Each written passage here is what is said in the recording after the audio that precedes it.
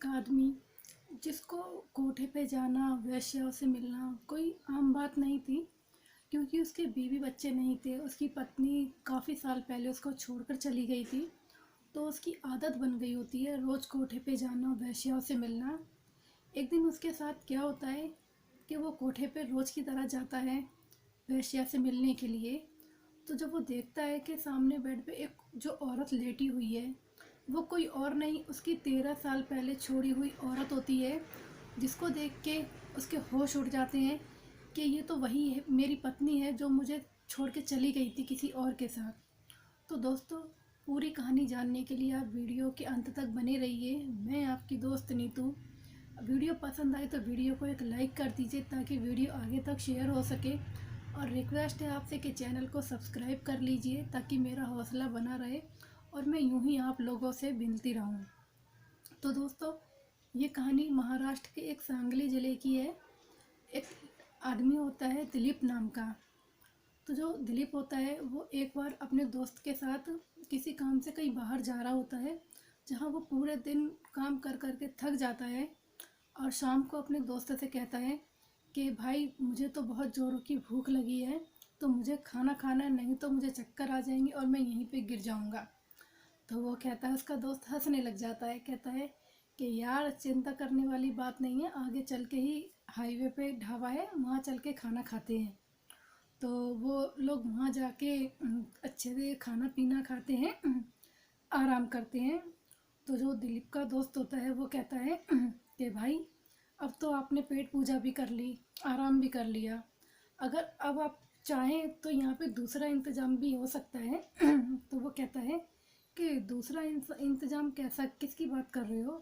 तो वह कहता है यार वही जो तुम्हारे शौक़ हैं लड़कीबाजी के, यहीं पास में आपको एक लड़की भी मिल जाएगी जो होटल मैनेजर हैं। इन्हों के होटल में ही 4-5 लड़कियां रहती हैं, तो वो यही काम करती हैं कि जो यहाँ पे जो कस्टमर आते हैं होटल में रुकने के लिए, वो उनका दिल बहलाती हैं। तो वो कहता है हाँ क्यों नहीं। तो वो कहता है कि ठीक है तुम बात कर लो मैनेजर से। तो जो उसका दोस्त होता है वो मैनेजर से बात करने के लिए चला जाता है। तो मैनेजर उन्हें 2 कमरों की चाबी देते हैं, जहाँ पे दोनों में अलग अलग लड़कियाँ होती हैं, और वो दोनों ही दोस्त चले जाते हैं। जो दिलीप होता है वो अलग कमरे में चला जाता है, और जो उसका दोस्त होता है वो अलग कमरे में चला जाता है।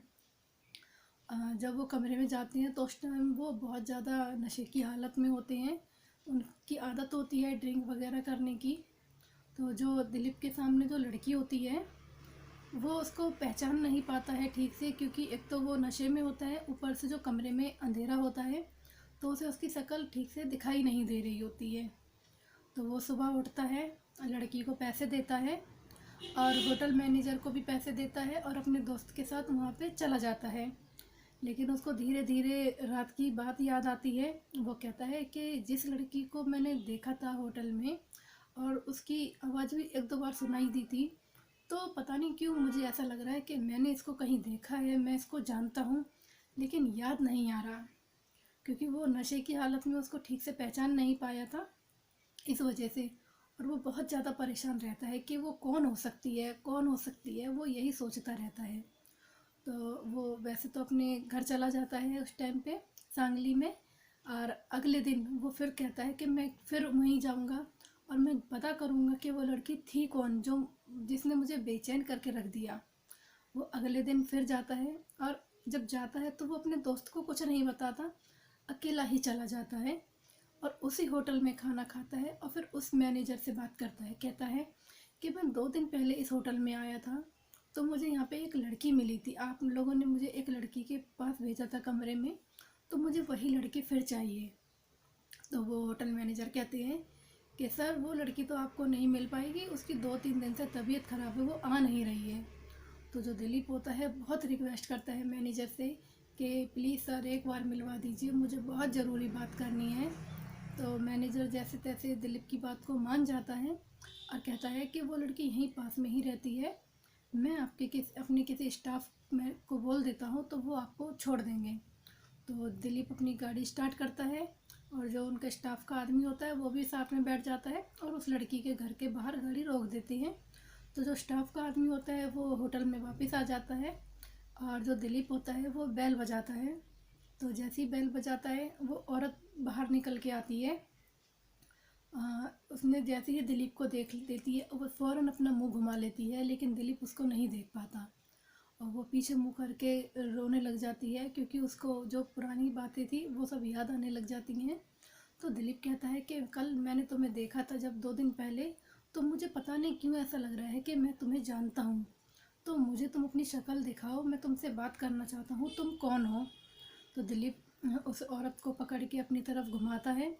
जैसे ही दिलीप उसका चेहरा देखता है तो उसके होश उड़ जाते हैं, उसके पैरों तले से ज़मीन खिसक जाती है।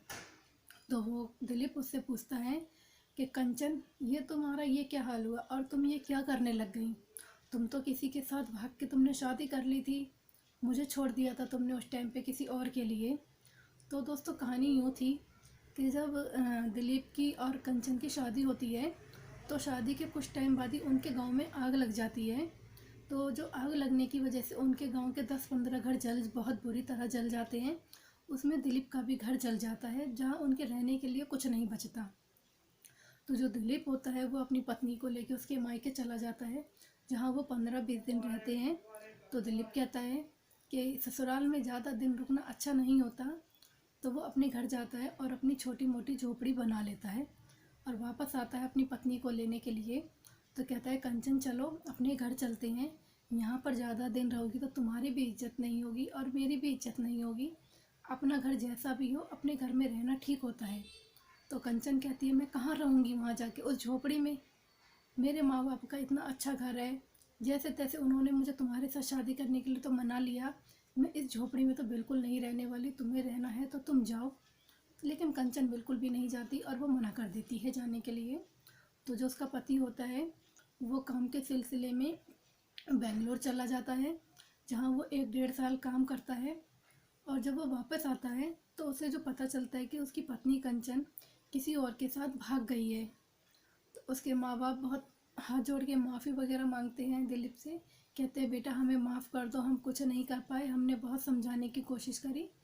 तो दिलीप वहाँ से चला जाता है, कहता है जब उसकी पत्नी ही चली गई है तो अब उसका रुकने से कोई फ़ायदा नहीं है।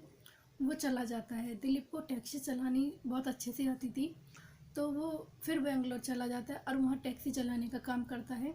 उसका काम बहुत अच्छा चलता है, बहुत पैसे कमाता है, तो धीरे धीरे वो अपनी खुद की टैक्सी ले लेता है और ऐसे ही उसका काम बढ़ता चला जाता है। फिर वो दूसरी टैक्सी लेता है, तीसरी टैक्सी लेता है, ऐसे कर करके वो 15-20 टैक्सियों का मालिक बन जाता है और उसके पास अच्छा खासा पैसा हो जाता है।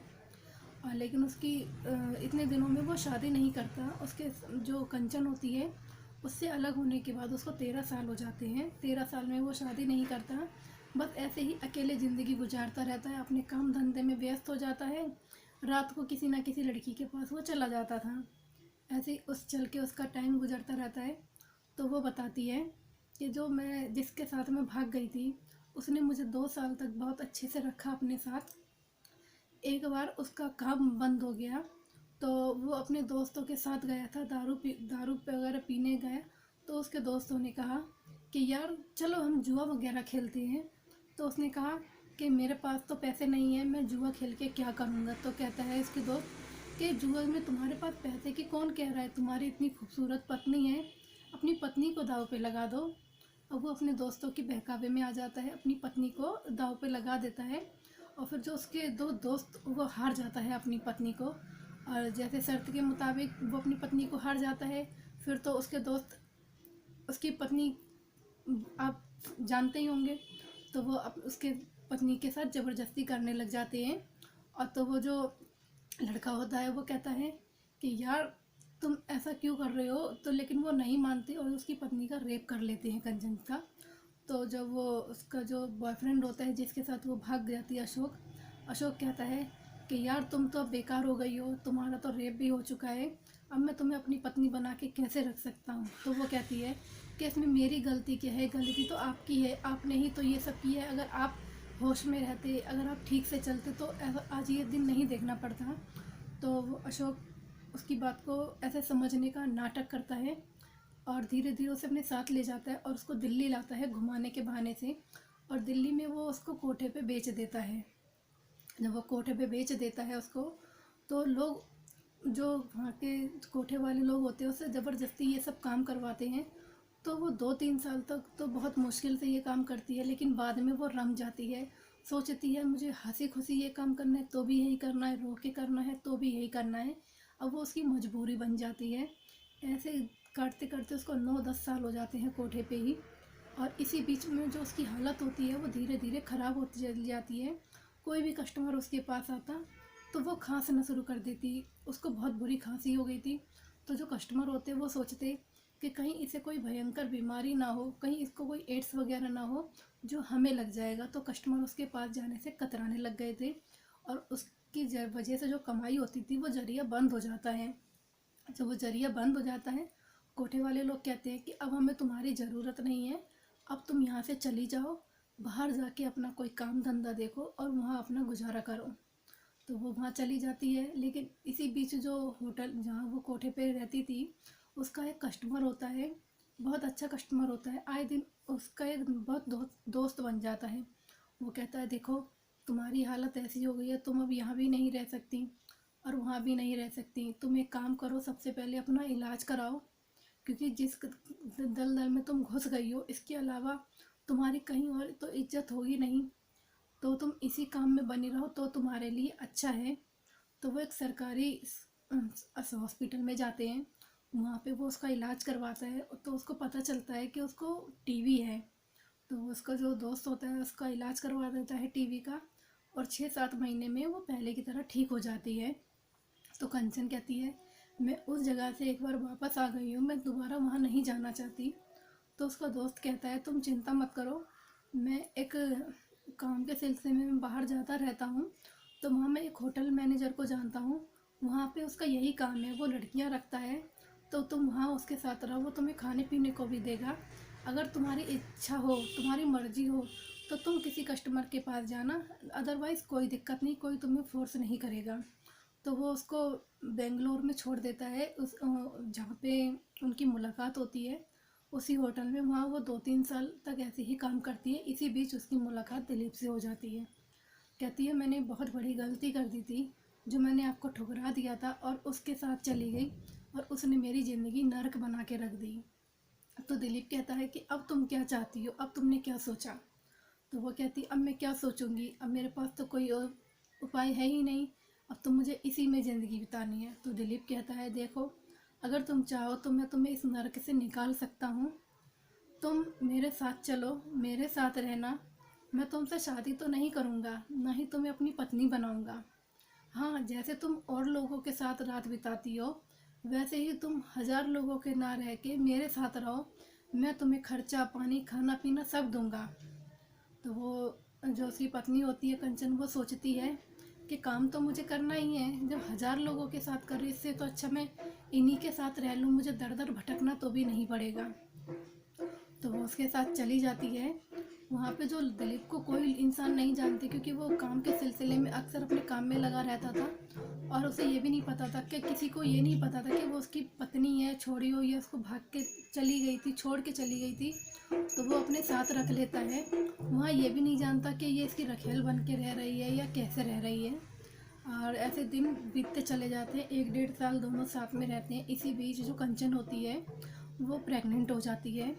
तो जैसे कि बच्चा दिलीप का ही होता है, तो दिलीप बहुत ज़्यादा केयर करता है कंचन की, बहुत ज़्यादा लाड़ प्यार, उसे हर सुख सुविधा देता है, क्योंकि वो उसके बच्चे की माँ बनने वाली होती है। और फिर कुछ दिनों में उनका एक बेटा भी पैदा हो जाता है। तो जब उनका बेटा पैदा हो जाता है तो वो दोनों सोचते हैं कि अब तो हमारी खुद की औलाद भी हो गई है, हम इस बच्चे के माँ बाप हैं। तो दिलीप सोचता है क्यों ना मैं है इससे दोबारा शादी कर लूँ और हम शादी करके ही साथ में रहेंगे। और फिर वो शादी का फैसला करते हैं और दोनों शादी कर लेते हैं। और फिर वो दोनों हमेशा हंसी खुशी साथ में रहते हैं अपने बच्चे के साथ। तो दोस्तों, अगर आपको मेरी आज की वीडियो पसंद आए तो वीडियो को एक लाइक कर दीजिए और चैनल को सब्सक्राइब कर लीजिए, ताकि मेरा हौसला बढ़ता रहे और मैं आप लोगों से ऐसे ही दोबारा मिलती रहूं। नमस्कार दोस्तों, आप सभी को मेरा प्यार भरा नमस्कार।